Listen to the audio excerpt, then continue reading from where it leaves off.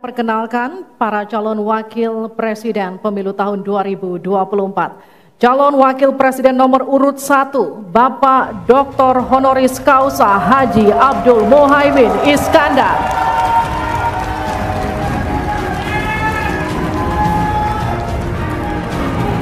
Selanjutnya calon wakil presiden nomor urut 2, Bapak Gibran Rakabuming Raka.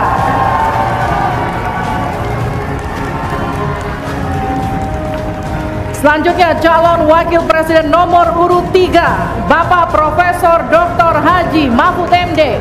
Dan langsung saja kita mulai debat calon wakil presiden pemilu 2024. Pada sesi pertama, kita akan mendengarkan visi, misi, dan program kerja masing-masing pasangan calon yang akan disampaikan calon wakil presiden 2024. Jika pada debat pertama sebelumnya penyampaian visi misi dimulai dari paslon nomor urut 1, maka debat kali ini kami persilahkan calon wakil presiden nomor urut 2, Bapak Gibran Rakabuming Raka, untuk menyampaikan visi misi dan program kerja.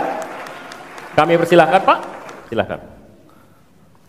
Assalamualaikum warahmatullahi wabarakatuh. Salam sejahtera, Shalom, Om Swastiastu, Namo Buddhaya, salam kebajikan. Indonesia ini negara besar. Kita harus mampu keluar dari middle income trap. Kuncinya kita harus mampu menaikkan nilai tambah di dalam negeri. Di tengah gempuran resesi global, perang dagang, konflik geopolitik, rata-rata pertumbuhan ekonomi negara kita tetap resilient di rata-rata 5%. Pertumbuhan ekonomi yang berkualitas didukung dengan penurunan angka pengangguran, angka kemiskinan, penurunan angka Gini rasio, dan juga angka inflasi yang terkendali.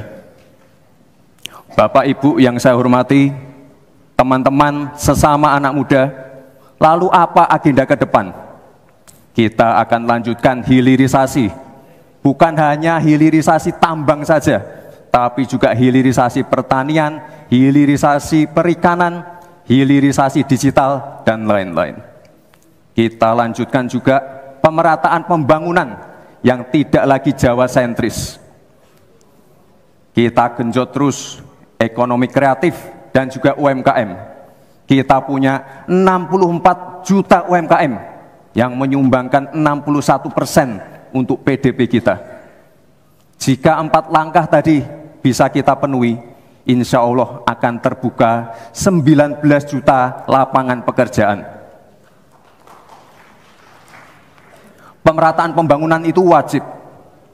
Sekarang investasi yang ada di luar Jawa sudah ada 53%. Pembangunan IKN yang berkelanjutan ini akan membuka titik pertumbuhan ekonomi baru, akan membuka akses dan juga konektivitas, sekaligus membuka lapangan kerja. IKN ini bukan hanya saja membangun bangunan pemerintahan, tapi juga sebagai simbol pemerataan pembangunan di Indonesia, dan juga sebagai simbol transformasi pembangunan Indonesia. Bapak dan Ibu yang saya hormati, saya juga berkeyakinan suatu saat nanti Indonesia akan menjadi raja energi hijau dunia dengan terus mengembangkan biodiesel, bioaftur dari sawit, bioetanol dari tebu, sekaligus kemandirian gula. Untuk menuju Indonesia emas dibutuhkan generasi emas. Kita harus mampu merubah future challenge menjadi future opportunity. Kita harus punya future talents yang dilengkapi dengan future skills. Untuk itu, hilirisasi digital akan kami genjot. Kita akan siapkan anak-anak muda yang ahli artificial intelligence, anak-anak muda yang ahli blockchain, anak-anak muda yang ahli robotik, anak-anak muda yang ahli perbankan syariah, anak-anak muda yang ahli kripto. Bapak dan Ibu yang saya hormati, narasi besarnya di sini adalah keberlanjutan, percepatan, dan penyempurnaan. Terima kasih. Wassalamualaikum warahmatullahi wabarakatuh. Selamat Hari Ibu, selamat untuk kaum perempuan hebat di Indonesia. Terima kasih. Baik, selanjutnya kami persilakan calon wakil presiden nomor urut 3, Bapak Mahfud MD, untuk naik ke atas panggung dan menyampaikan visi, misi, dan program kerja. Silakan. Assalamualaikum warahmatullahi wabarakatuh. Mari kita bersujud semuanya, saudara-saudara di seluruh Indonesia, kepada Ibu kita dalam rangka mengucapkan selamat Hari Ibu 22 Desember 2023 ini. Dan sesudah ini kita lanjutkan pengabdian kita kepada Ibu Pertiwi. Ada yang bertanya kepada kami, mungkin tidak Anda mentargetkan mendapat pertumbuhan ekonomi 7% di dalam 1 tahun, karena di dalam sejarah reformasi tidak pernah sampai tumbuh sebanyak 7%. Dulu hanya itu dicapai pada tahun 89 sampai 91 di era Orde Baru. Lalu pertanyaan itu saya sampaikan kepada beberapa orang ahli, lalu mereka mengatakan hanya karena kebodohan kita ini tidak bisa menaikkan pertumbuhan ekonomi menjadi 7% karena kita ini kaya raya dengan sumber daya alam dan sumber daya manusia yang hebat. Masalahnya apa? Masalahnya banyak korupsi dan inefisiensi di sektor-sektor pertumbuhan ekonomi, yaitu di sektor konsumsi, belanja pemerintah, ekspor impor, dan investasi. Jadi dengan demikian karena banyak korupsi, dan itu memang betul terjadi. Coba lihat, berdasar hasil SIGI, Transparansi Internasional, korupsi terjadi di lembaga legislatif, eksekutif, dan yudikatif secara besar-besaran. Korupsi juga terjadi di 3 metra alam kita ini. Kita menginjak bumi, ada korupsi di tanah dan pertambangan. Kita ke laut, ada korupsi di masalah kelautan. Kita melihat udara, pesawat terbang kita, ternyata di udara juga banyak korupsi. Akibatnya apa? Rakyat miskin. Saya ketemu dengan seorang bernama Teddy dan Joni di Padang, seorang atau 2 orang pegawai angkutan perusahaan truk, menyatakan tidak pernah bisa mendapat subsidi minyak yang disediakan oleh negara karena tidak pernah sampai di korupsi. Saya juga ketemu dengan seorang Sri Wulan, anak kecil di Parongpong, Bandung Barat. Dia mengajak saya main layang-layang, katanya, "Bapak, saya ingin terbang seperti layang-layang meraih cita, tapi saya tidak dapat."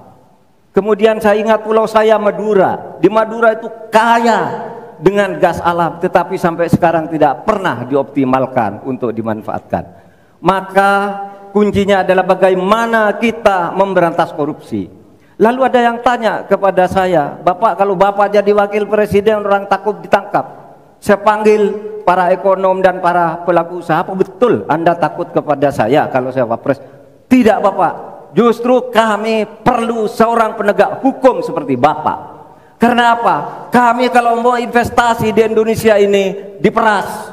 Mau berusaha ini diperas. Kalau kami bayar padahal diperas, lalu ketahuan kami ditangkap katanya kami menyuap." Itulah Indonesia ini pada saat ini. Oleh sebab itu, saudara sekalian, kita harus lawan korupsi. Menimbang istilah anak muda, "Hai koruptor, kutabrak kau. Hai wir, mundur kau wir." Nah, korupsi setabrak.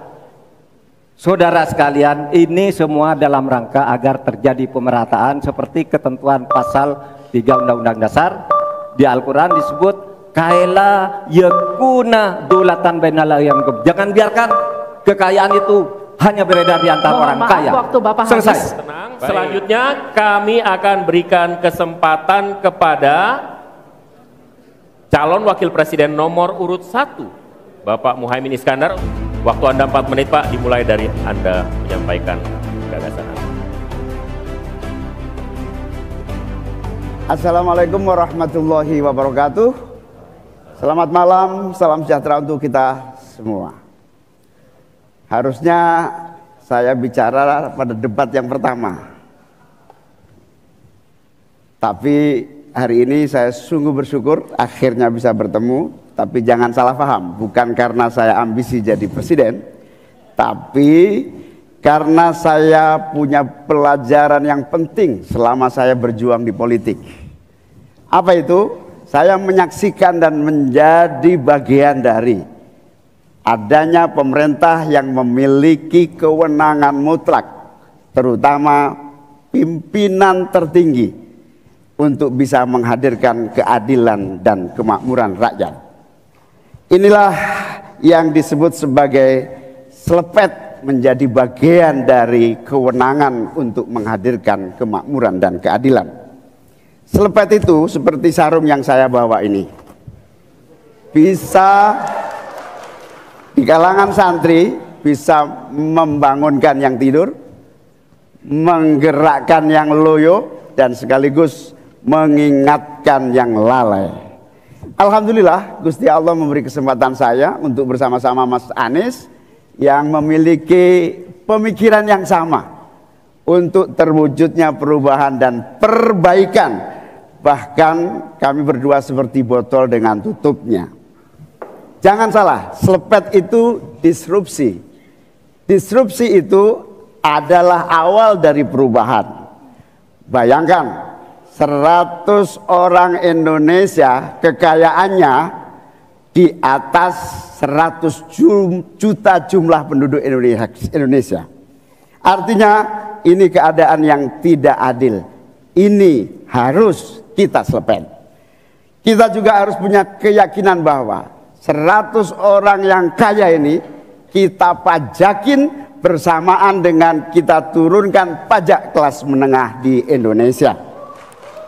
Hari ini cabai mahal, telur mahal, beras mahal, barang-barang mahal, tengkulak jahat, mafia, penguasai dan merajalela di mana-mana. Padahal rakyat sudah kerja. Ini harus kita selepet. Angka pengangguran sudah 8 juta, 80 juta memang bekerja, tetapi di sektor informal. Mereka tidak mendapatkan penghasilan yang pasti, dan bahkan dompetnya dipastikan tipis. Ini yang harus kita selepet. Amin menginginkan bansos yang memang menjadi kewajiban negara ini diteruskan dan bahkan harus ditingkatkan, sehingga kita ingin bansos plus yang semakin membawa rakyat kita memiliki kemampuan daya beli yang mendongkrak ekonomi masyarakat kita. Insya Allah Amin akan memastikan 5% anggaran dari APBN atau sekitar 150 triliun kita khususkan untuk kamu kaum muda Indonesia. Kamu yang memiliki energi besar untuk menjadi bagian terdepan bagi kemajuan bangsa kita. Salah satunya adalah kamu, kredit usaha anak muda yang diberi kesempatan untuk mengakses sebanyak-banyaknya menjadi pelaku ekonomi yang baik. Kita akan hadirkan bagaimana agar desa-desa tumbuh berkembang. Insya Allah 5 miliar per desa akan kita wujudkan tiap tahun bagi pembangunan nasional kita. Kita juga akan siapkan seluruh bantuan-bantuan yang memungkinkan tumbuh menjadi maju. Waktunya. Mohon maaf, waktu Anda habis, Bapak.